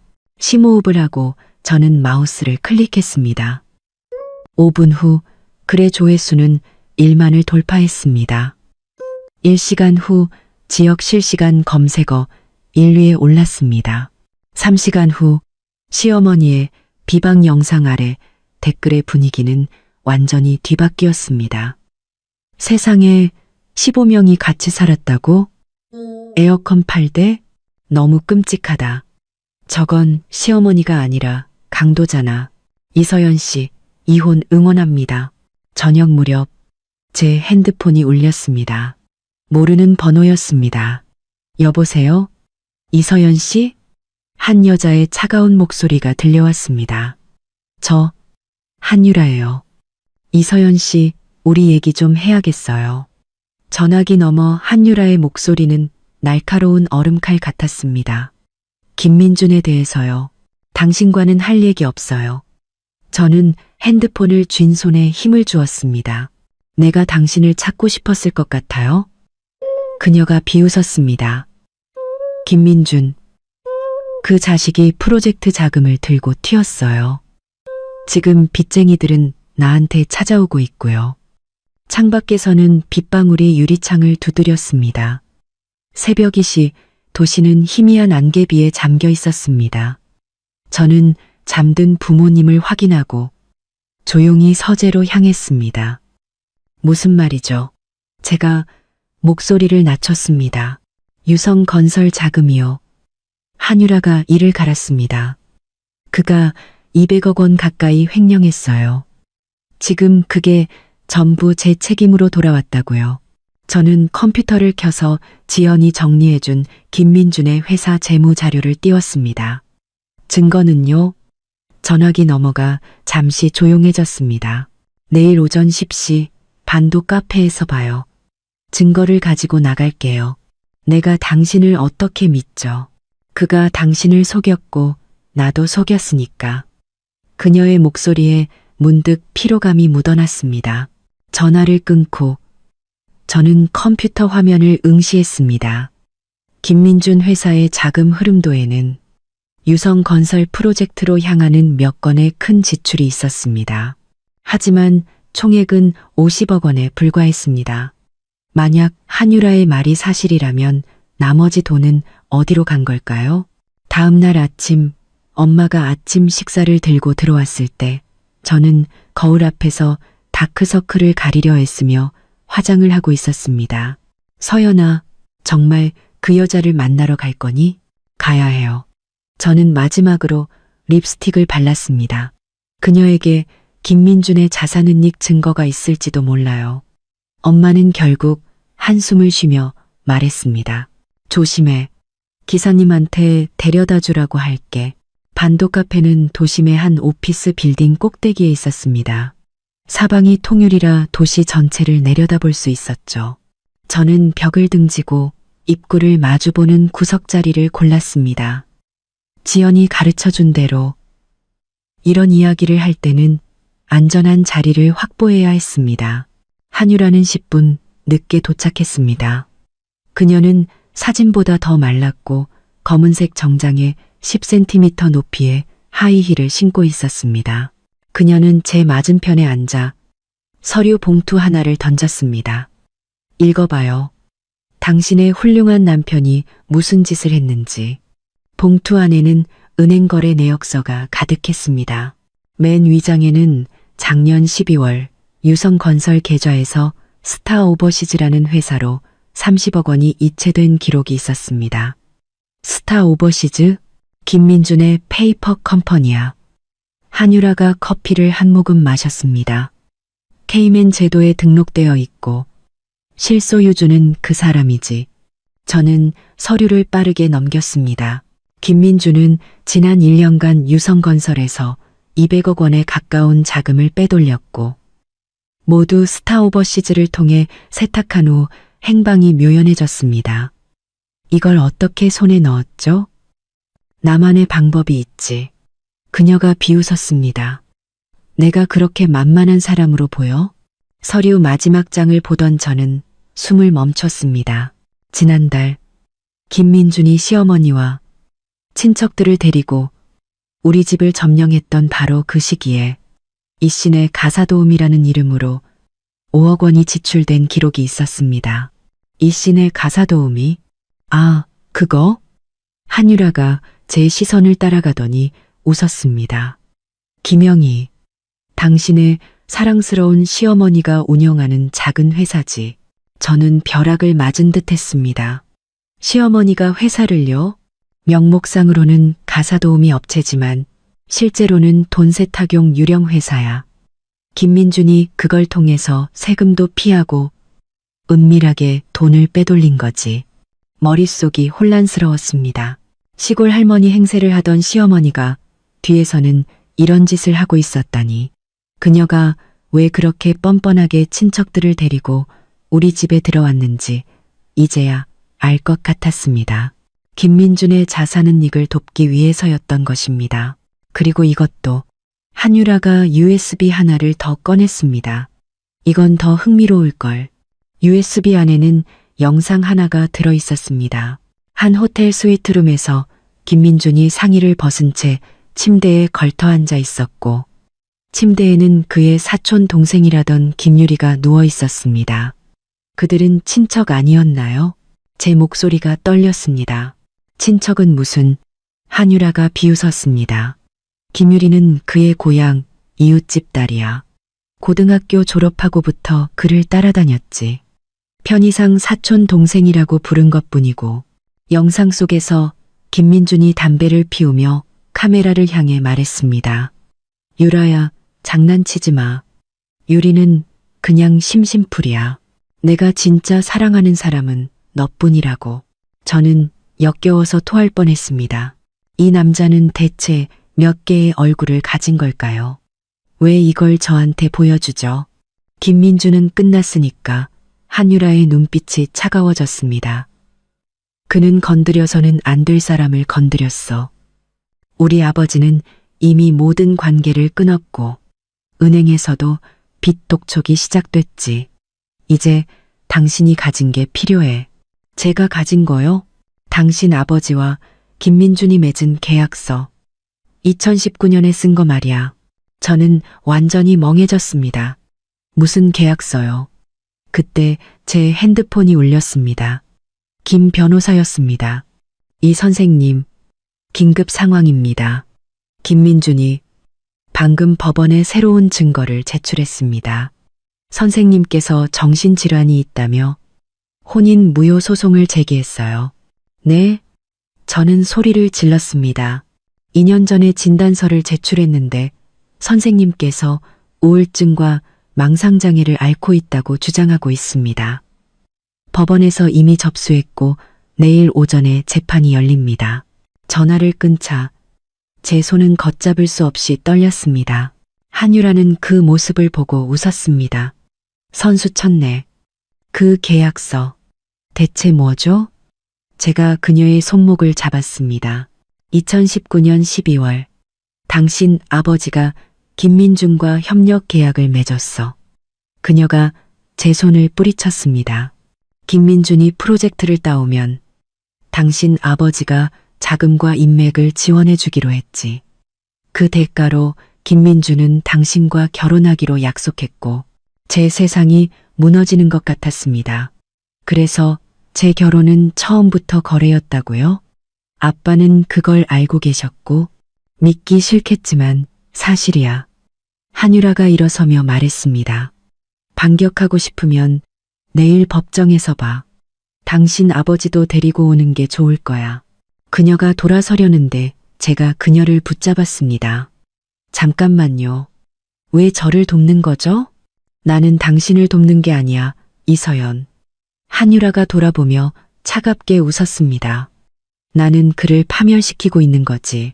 집에 돌아오니 아빠가 서재에서 신문을 읽고 있었습니다. 저는 문을 열고 들어가 한유라에게서 받은 계약서 사진을 그의 앞에 던졌습니다. 설명 좀 해주시죠. 제 목소리는 얼음장 같았습니다. 아빠가 돋보기를 벗자 그의 얼굴이 새하얗게 질렸습니다. 서연아, 이건 네가 생각하는 그런 게. 그럼 뭔데요?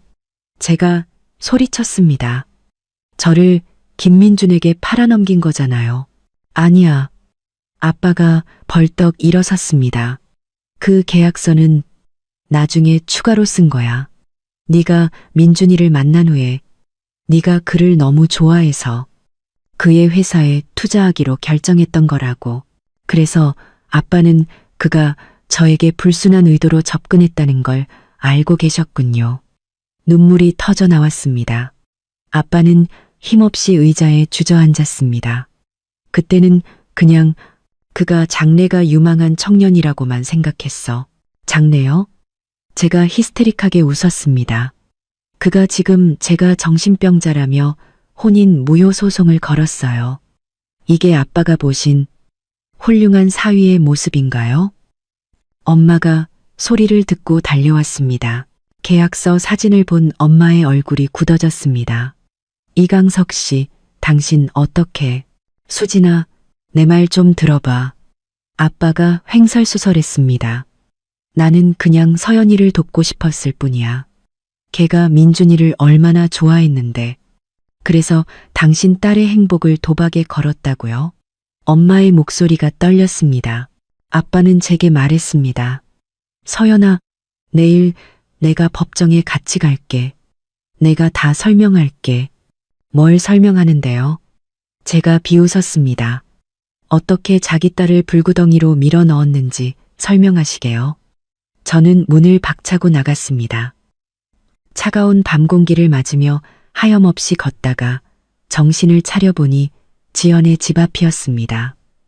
지연은 흠뻑 젖은 저를 보고 아무 말 없이 욕실로 이끌었습니다. 뜨거운 물줄기 아래서 저는 마침내 무너져 내렸습니다. 짐승 같은 놈들. 지연이 분노했습니다.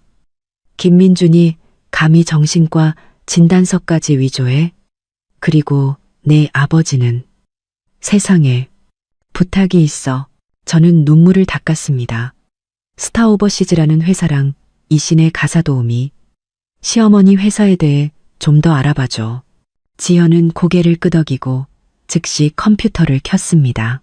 2시간 후 우리는 놀라운 사실을 발견했습니다.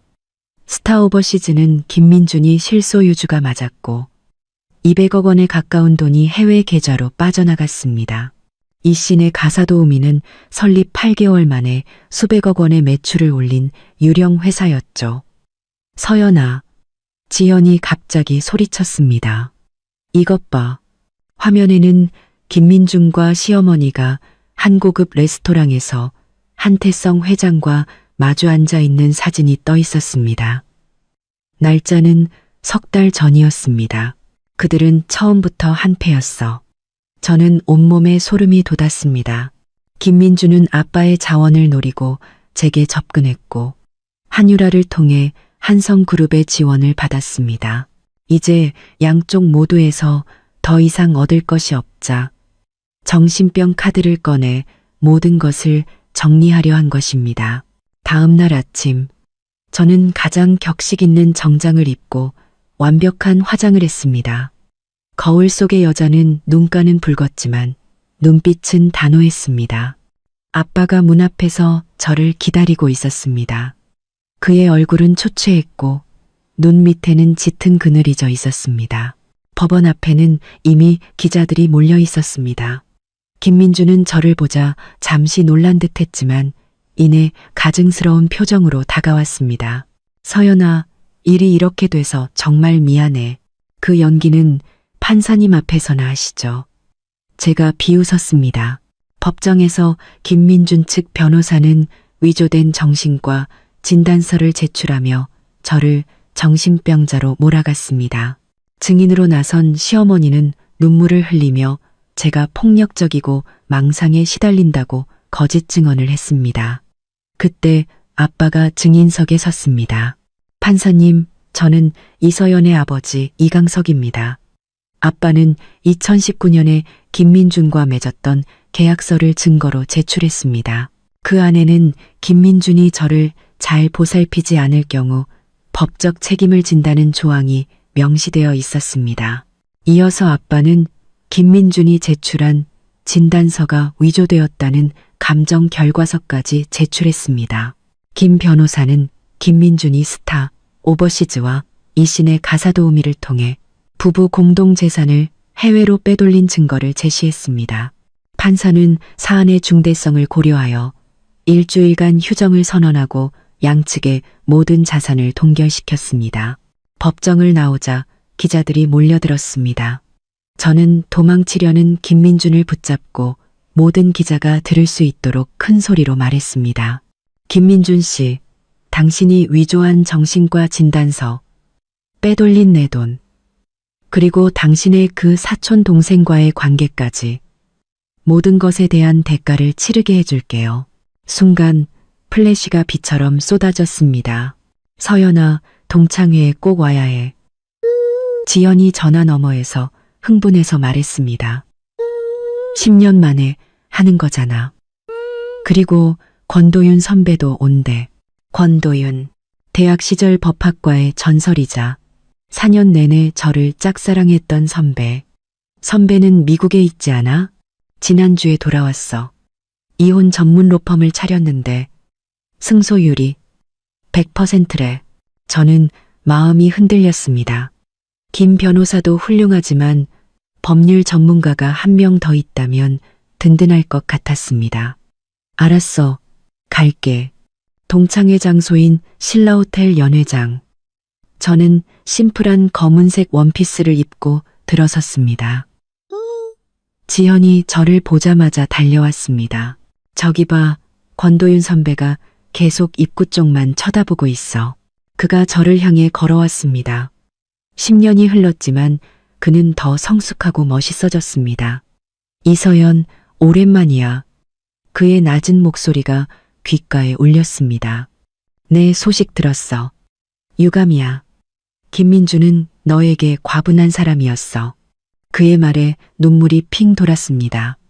선배, 지금 최고의 이혼 전문 변호사잖아. 지연이 끼어들었습니다.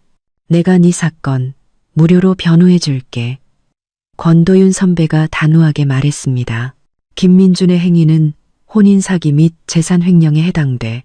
내가 그 대가를 치르게 해줄 수 있어. 왜? 저를요? 대학 때 진 빚을 갚는다고 생각하지. 그는 제가 기억하지도 못하는 작은 친절들을 이야기했습니다. 김민준은 케이맨 제도와 싱가포르에 계좌가 있고 시드니에는 집도 한 채 샀어. 저는 눈을 동그랗게 떴습니다. 그걸 어떻게? 여기 지난 2년간의 자금 흐름과 부동산 증명서야. 그가 USB 하나를 건넸습니다. 그리고 지난달에 시드니행 편도 항공권을 예약했더군. 원래 재판이 열리기로 했던 바로 다음 날짜로. 김민준은 처음부터 모든 것을 계획하고 제 돈을 빼돌려 해외로 도망칠 준비를 하고 있었던 것입니다. 그때 한유라에게서 전화가 왔습니다. 이서연, 김민준이 아버지에게 연락해서 내 과거 사진으로 협박하고 있어. 우리가 먼저 선수 쳐야 해. 저는 스피커폰으로 통화를 전환했습니다. 한유라 씨, 지금 권도윤 변호사님과 함께 있습니다. 권도윤?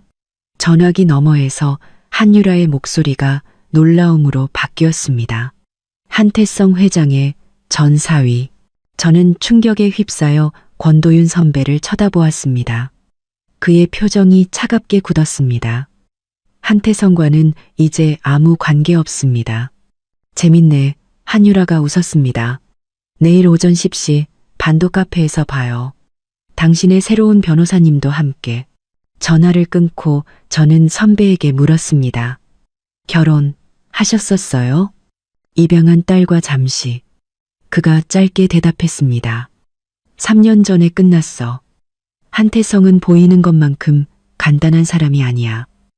그때 아빠에게서 전화가 왔습니다. 서연아, 오늘 저녁에 김민준을 만나기로 했다. 재산 분할을 포기하게 만들 방법이 있어. 아빠, 혼자 만나시면 안 돼요. 걱정 마라. 반도 호텔 카페. 저녁 7시다. 너도 올래? 제가 모시고 가겠습니다. 권도윤 선배가 말했습니다. 카페에서 아빠는 김민준과의 첫 만남에서 녹음했던 파일을 틀었습니다. 거기에는 김민준이 아빠에게 사업적 도움을 구하며 저와 결혼하겠다고 약속하는 내용이 담겨 있었습니다. 심지어 시어머니가 그 집안 인맥만 빼먹고 버리라고 말하는 내용까지 있었죠. 궁지에 몰린 김민준은 한태성 회장이 자신의 뒷배라고 소리쳤습니다. 한태성 회장은 이미 당신과의 모든 관계를 끊었습니다. 권도윤 선배가 비웃었습니다. 그리고 스타 오버시즈 계좌는 동결됐죠. 이어서 선배는 김민준이 2018년 저를 만나기 전에 이미 김유리와 고향에서 결혼식을 올렸다는 증거 사진까지 내밀었습니다. 그는 중혼죄에 해당했습니다. 저는 그날 밤 모든 진실 앞에서 무너져 내렸습니다. 제 결혼은 처음부터 끝까지 사기극이었고 저는 두 거대 기업의 싸움에 이용된 장기말에 불과했습니다. 권도윤 선배는 저를 위로하며 말했습니다. 대학 때 4년 내내 널 좋아했어. 넌 항상 빛나는 사람이었지. 이서연, 넌 좋은 대우를 받을 자격이 있어. 김민준은 그럴 자격이 없는 놈이고. 다음 날 궁지에 몰린 김민준은 정신병 주장을 철회하고 모든 재산 분할을 포기했습니다. 그리고 저는 권도윤 선배와 함께 모든 것을 끝내기 위해 시드니로 향했습니다. 시드니 공항에 도착하자마자 저는 친구로부터 문자를 받았습니다. 이서연 씨, 시드니에 온 걸 환영해요. 이몽을 만나고 싶으면 혼자 달링 하버 카페로 와요. 권도윤에게는 비밀로 하고. 이건 함정이야. 권도윤 선배의 표정이 굳어졌습니다. 하지만 저는 가야만 했습니다. 선배는 제게 작은 이어폰을 주며 말했습니다. 이걸 끼고 가. 내가 근처에 있을게. 카페에서 저를 기다리고 있던 사람은 이몽이었습니다. 그녀는 제게 USB를 건네며 김민준과 한태성 회장이 자금 세탁뿐만 아니라 이혼 후에 저를 처리할 계획까지 세웠다고 폭로했습니다. 그리고 충격적인 사실을 털어놓았죠. 그녀가 바로 제 이복동생이라는 것을. 그 순간 검은 정장을 입은 남자 2명이 카페로 들이닥쳤습니다. 뛰어! 이어폰에서 권도윤 선배의 다급한 목소리가 들려왔습니다. 저는 테이블을 엎고 부두를 향해 달렸습니다. 치열한 추격전 끝에 이몽은 그들이 쏜 총에 맞았습니다. 그녀는 죽기 직전 제게 피 묻은 일기장 하나를 건네며 말했습니다. 언니, 미안해. 총성이 다시 울렸고 이번에는 저를 감싸안은 권도윤 선배의 어깨에서 피가 뿜어져 나왔습니다. 안전가옥에서 저는 이몽의 일기장을 펼쳤습니다. 거기에는 그녀가 겪었던 고통과 한태성 회장과 김민준이 저를 살해하려는 계획을 엿들었다는 내용이 적혀 있었습니다. 그리고 결정적으로 그들의 모든 범죄 증거가 담긴 비밀, 금고의 위치와 비밀번호가 적혀 있었죠. 다음 날 호주 연방경찰이 한태성 회장의 별장을 급습했습니다. 저와 권도윤 선배는 통역사 신분으로 현장에 동행했습니다. 한태성과 김민준은 이미 한국으로 도망친 후였지만 우리는 금고에서 그들의 모든 범죄를 입증할 결정적인 증거들을 찾아냈습니다. 3년 전 권도윤 선배의 아내를 살해하라는 한태성의 지시서까지도요. 한국으로 돌아오자 공항은 아수라장이었습니다.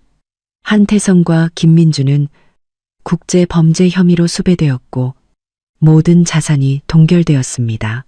제2혼 소송은 남편의 중혼과 사기 혐의로 신속하게 처리되었고 빼앗겼던 모든 재산을 돌려받았습니다.